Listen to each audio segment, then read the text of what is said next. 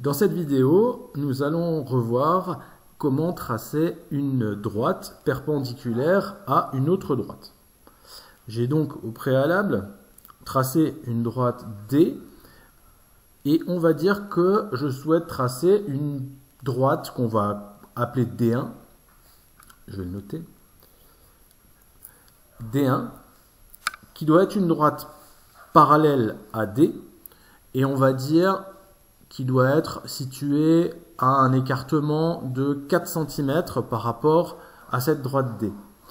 Je vous rappelle donc les CM1, ce que nous avons vu en classe, à savoir que deux droites sont parallèles si l'écartement entre ces deux droites est toujours le même, quel que soit le point où on regarde. Donc, rappelez-vous, les droites parallèles, on fait souvent l'analogie avec les rails de train. On va donc faire usage de son équerre pour déterminer cet écartement. Donc je veux tracer une droite parallèle à ma droite D.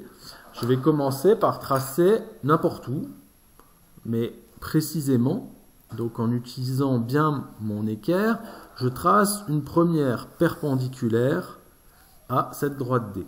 Alors, je vais l'indiquer ici, c'est une indication qui n'est pas obligatoire, mais voilà, ici, d'un point de vue, je dirais visuel, ce sera plus parlant.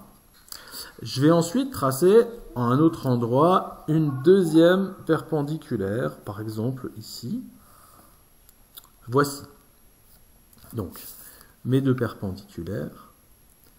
Et je cherche à avoir entre les deux droites un écartement de 4 cm, nous avons dit. Donc, pour ça, rien de plus simple. Je vais utiliser ma règle.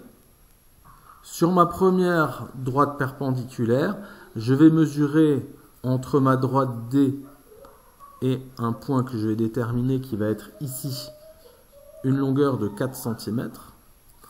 Je vais l'indiquer sur la construction.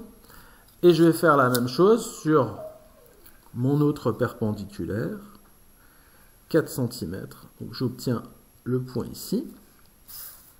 Donc ce point-là est également situé à 4 cm de D.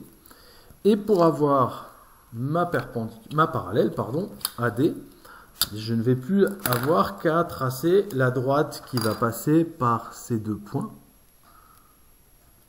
à l'aide de ma règle. Et voilà.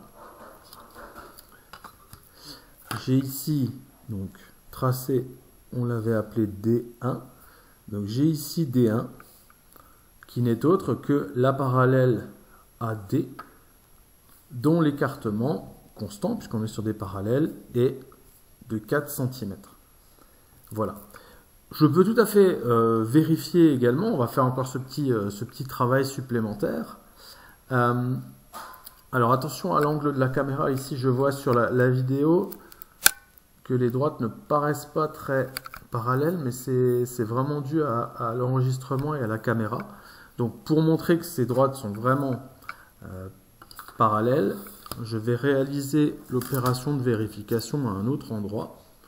Je vais me positionner par exemple ici, je vais le faire précisément, je positionne mon équerre, je trace cette fois-ci ici ma perpendiculaire, et si je mesure ici, vous l'aurez compris, je dois avoir une mesure qui est égale à 4 cm.